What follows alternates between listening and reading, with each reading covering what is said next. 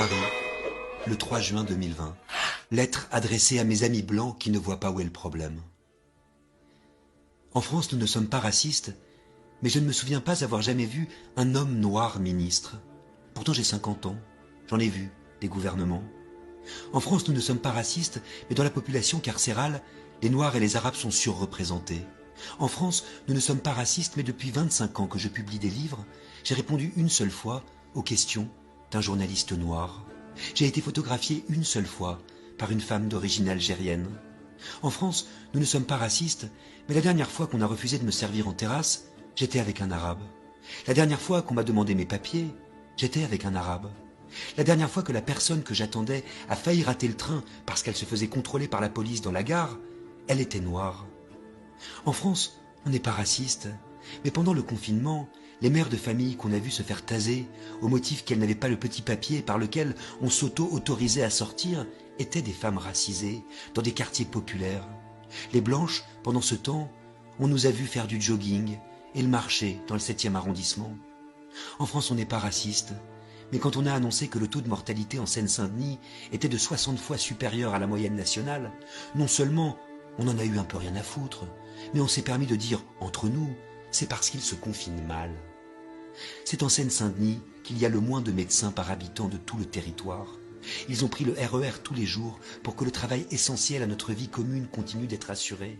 Dans le centre, c'était garden party tous les jours, en poussette, à vélo, en voiture, à pied, il ne manquait que les trottinettes. Mais il a fallu qu'on commente, c'est qu'ils se confinent mal.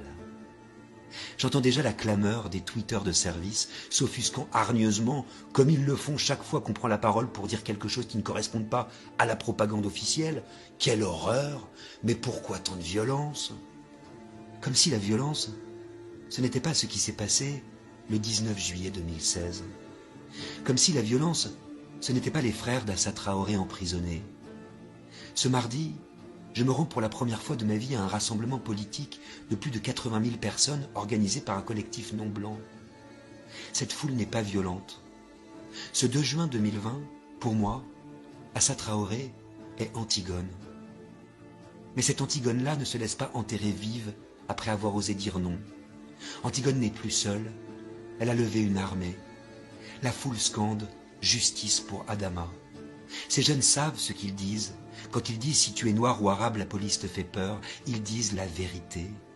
Ils disent la vérité et ils demandent la justice. Assa Traoré prend le micro et dit à ceux qui sont venus « votre nom est entré dans l'histoire ». Et la foule ne l'acclame pas parce qu'elle est charismatique ou qu'elle est photogénique.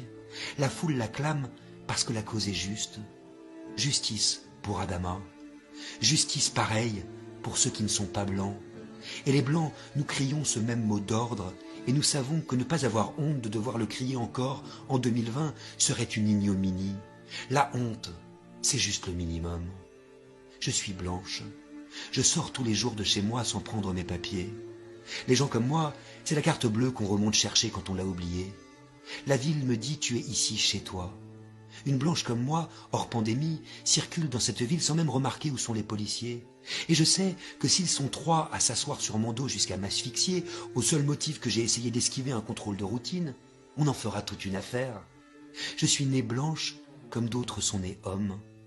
Le problème n'est pas de se signaler.